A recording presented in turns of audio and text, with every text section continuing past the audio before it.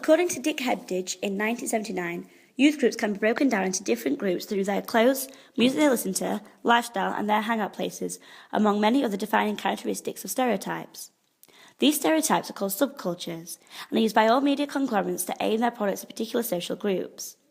Certain texts, such as music magazines, feature the subcultural capital to relate their product to that particular subculture and their target audiences. This is according to Sarah Thornton's theory from 1995. All magazines use these theories to appeal to the particular social group of their audience. For example, both Q and Enemy aim at the indie subculture for their target demographic. The indie subculture is described as being associated with independent music with a niche fashion sense, particularly non-mainstream brands. The lifestyles is often being associated with independent, political or religious views. Their media interests include independent films, magazines such as Clash, and websites such as Pitchfork Media. By using this subculture, I have therefore used many non-mainstream products and artists in order to appeal to this social group, just as Q and NME do with their magazines.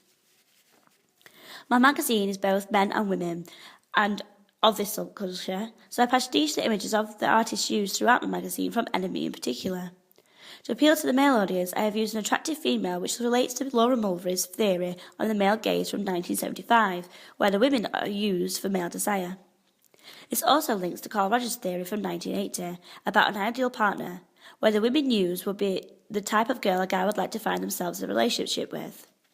I have therefore used two separate attractive women in my magazine who suit the indie subculture.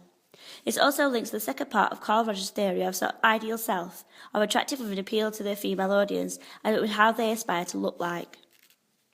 To do this, on my front cover, my model is dressed in a white dress, green parka with natural-looking makeup. The indie look recently has this trend of mixing girly-looking dresses and less girly-looking coats, with this being the trend within the indie subculture and therefore targets my audience.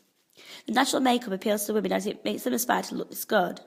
The white dress is preferred reading from Stuart Hall's theory from 1980 of freedom of spirit, innocence and purity, which is what the word indie means in modern times, rather than of independent music where the subculture originated from.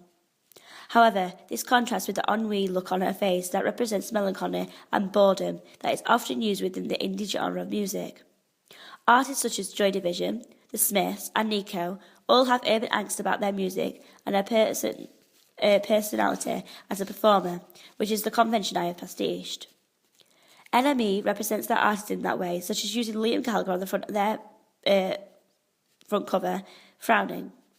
I have also done this with 4 out of 6 pictures on my double-page spread. I have also used images of guys wearing denim jackets and buttoned-up shirts, just as NME and Q do, as this is the indie look. By using all these images that relate to this social group, they will feel that my magazine is specifically aimed at them and therefore feel more likely to buy it, and it therefore represents the social group, also with the same bold expression.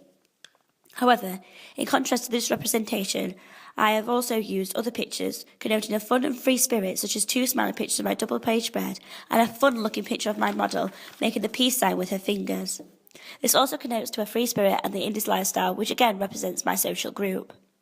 I also used original artwork for the band logo of a hand-drawn deer scanned into the computer and slightly edited on Photoshop, as this represents a subculture, as indie subculture is often interested in individual artwork shows as a pastime. By using this, it represents their past and therefore would make them more likely to buy it as the artwork is included.